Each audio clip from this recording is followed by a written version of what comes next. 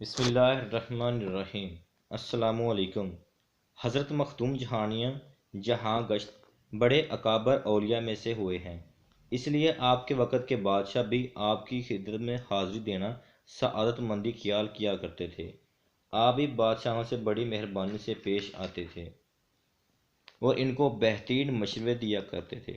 764 ہجری میں سلطان فیروز شاہ تغلق نے دوسری مرتبہ ٹھٹھہ پر حملہ کرنے کی تیاری کی اور پل توڑ کر اپنی فوجوں سمیت سندھ میں داخل ہو گیا، اور ٹھٹھہ کے حکمران جام بابینا نے اور اس کے لشکر کو قلعہ بند کر دیا۔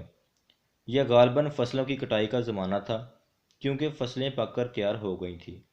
فیروز شاہ نے دریا کے کنارے ڈیرے ڈال کر رکھے ہوئے تھے اور وہیں پر مورچہ بندی بھی کر رکھی تھی۔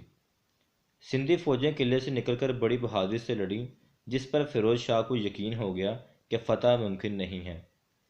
اس نے دلی سے اپنے وزیر خان کو حکم دیا کہ مزید فوجیں اور کمک سندھ کی طرف روانہ کرے۔ جب دلی کا لشکر سندھ پہنچا تو بساط ہی الٹ چکی تھی۔ فیروز شاہ شاہی فوجوں نے گندم کے کھیتوں پر قبضہ کر لیا تھا اور غلہ کی عدم دستیابی نے سندھ میں قحط ڈال لیا تھا۔ اہل سندھ بڑی پریشانی کا شکار ہو گئے تھے اور ان کو جان کے لالے پڑ چکے تھے۔ یہ صورتحال دیکھ کر سندھ کے حکمران جام بابینا نے حضرت مخدوم جہانیاں جہاں گشت کی خدمت میں مدد کے لیے ایک قاصد روانہ کیا۔ آپ اس وقت اس شریف میں تشریف فرما تھے۔ آپ نے فوراً ٹھٹھہ جانے کی تیاری کی۔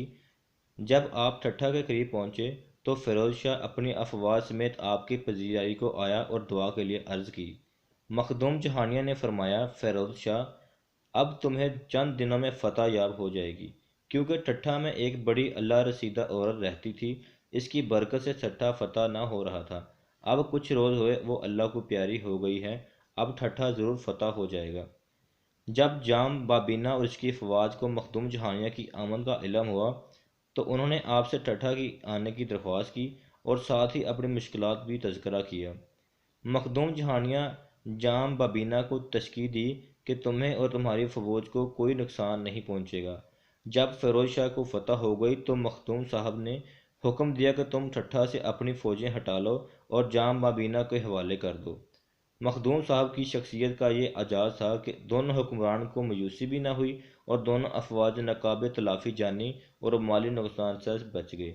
تمام بادشاہ وقت مخدوم صاحب سے بڑی عقیدت رکھتے تھے اور آپ سے دعا کرانا بادشاہ نفس نفیس حاضر ہوا کرتے تھے۔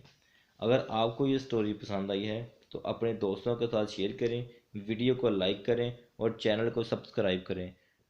Thanks for watching. السلام علیکم۔